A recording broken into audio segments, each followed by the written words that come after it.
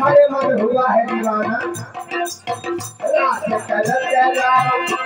चल गई है रात चल गई है रात चल चला चल गई है रात चल गई है रात चल चला चल गई है रात चल गई है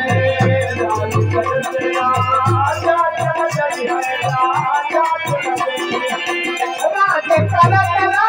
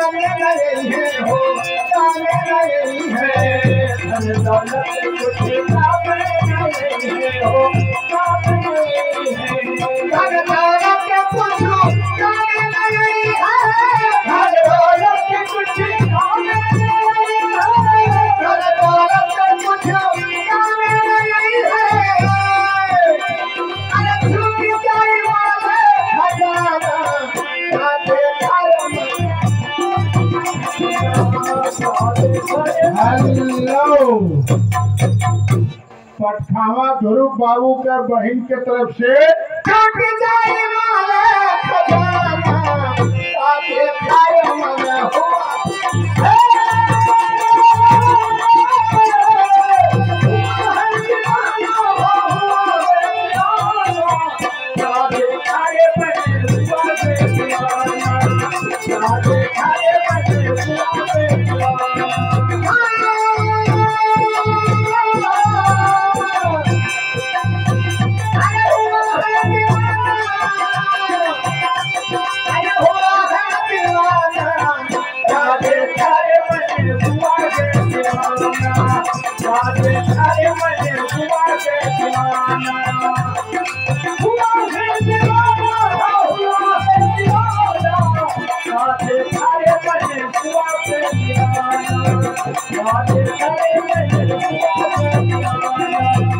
साधु संत ऋषि मुनि सभे साधु संत ऋषि मुनि सभे साधु संत ऋषि मुनि सभे साधु संत ऋषि मुनि सभे साधु संत ऋषि मुनि सभे साधु संत ऋषि मुनि सभे साधु संत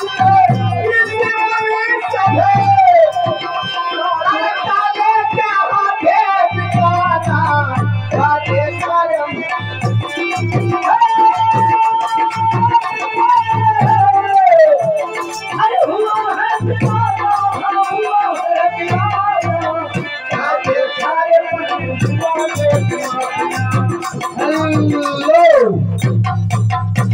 एक माता जी के